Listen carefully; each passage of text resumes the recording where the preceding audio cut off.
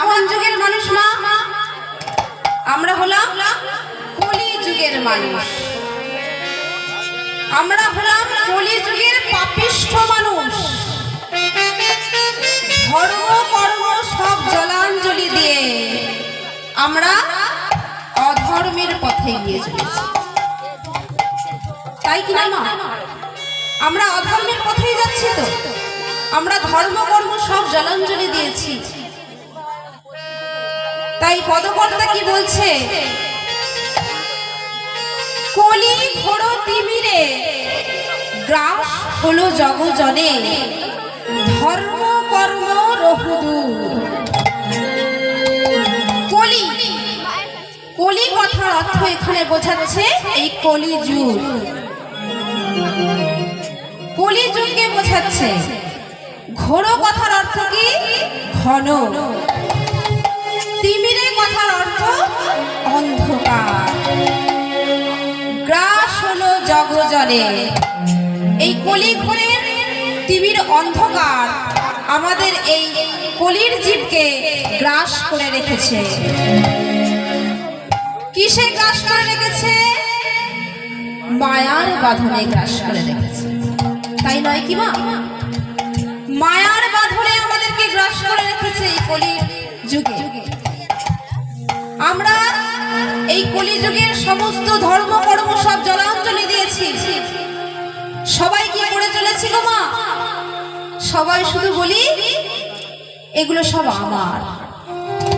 এই জগৎ সংসারে যত কিছু দেখি সবই আমার আমার করতে আমরা ব্যস্ত।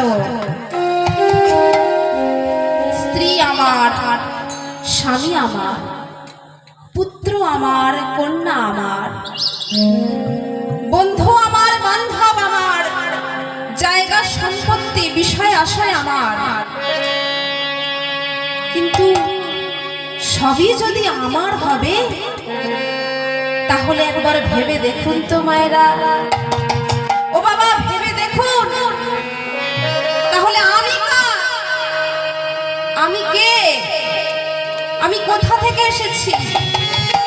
কি আমার পরিচয়?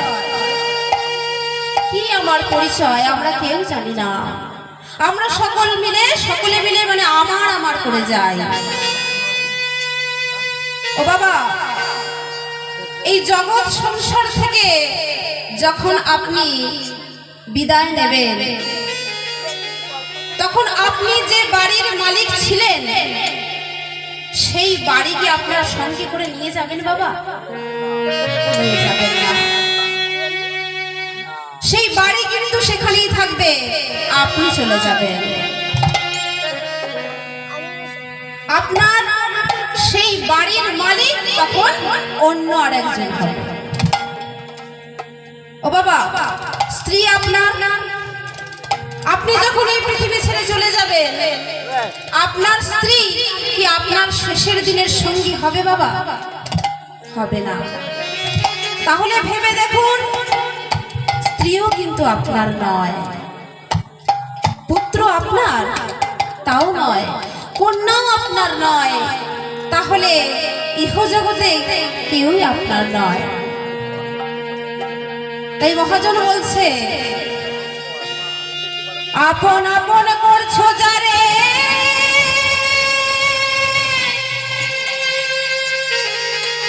সে তো আপন নয়। এই দুনিয়া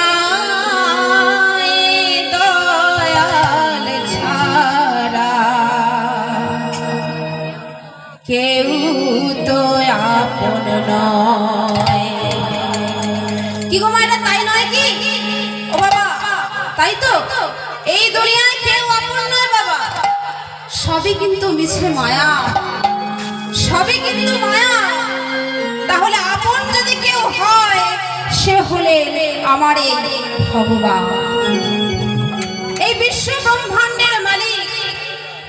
সেই ভগবান হলেন আমার একমাত্র আপন, একমাত্র কাছের জন। ভক্তমণ্ডলী, ভক্তিবতী মায়েরা, এই যে আমাদের দেহটা, এই যে আমাদের দেহটাকে নিয়ে আমরা এত গর্ব করি, এত সুন্দর যত্ন করে রাখি, কত রকম কিছু দিয়ে সাজিয়ে রাখি। একবার ভেবে দেখুন তো বাবা, এই দেহটাও কি আমাদের? ভালো করে ভেবে দেখুন, এই দেহটাও কিন্তু আমাদের নয়। এই দেহটাও তিনি দিয়েছেন বলেই কিন্তু আমরা এত সুন্দরভাবে তাকে সাজিয়ে নিয়ে চলতে পারছি। তাহলে কিসের এত অহংকার, কিসের এত গর্ব? তিনি যেমন দিয়েছেন আবার কেড়েও নিতে পারে। দিয়ে ধন দেখে মন, কেড়ে নিতে কতক্ষণ, তাই নয় কি বাবা? তিনি যেমন দিয়েছেন আবার কেড়েও নিতে পারে। ভক্তমণ্ডলী, ভক্তিমতী মায়েরা,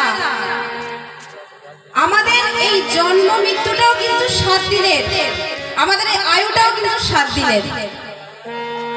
অনেকে হয়তো মনে মনে ভাববেন যে কীর্তনিয়া কি সব ভুলভাল কথা বলছে, কিন্তু একটু ভালো করে ভেবে দেখুন, এই যে 7টা দিন, রবি, সোম, মঙ্গল, বুধ, বৃহস্পতি, শুক্র, শনি, এই 7টা দিনের মধ্যেই কিন্তু যা কিছু ঘটবার ঘটে যায়, তাই নয় কি বাবা? আমাদের জন্ম কিন্তু এই 7টা দিনের মধ্যে হয়, আবার মৃত্যু কিন্তু এই 7টা দিনের মধ্যেই হয়। কিন্তু কবে হবে, কখন হবে, আমরা কেউ জানি না। এই পৃথিবীতে যেমন আমরা এসেছি বাবা, এই পৃথিবী ছেড়ে আমরা একদিন চলে যাব। কেউ এই পৃথিবীতে থাকবো না, সকলেরই কিন্তু পরপর আমরা সকলেই লাইনে আছি, কেউ আগে কেউ পরে, সবাই চলে যাব, কেউ থাকবো না। এসেছি ভবে যেতে হবে, কিন্তু কবে যাব কেউ জানি না। সে যত বড়ই রাজপ্রাসাদে থাকুক আর গাছতলাতেই থাকুক, যেতে সকলকেই হবে। তাই কি বলছে বাবা, চলে যেতে হবে,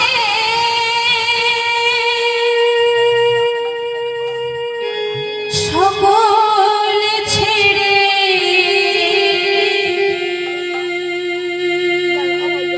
আসলে রে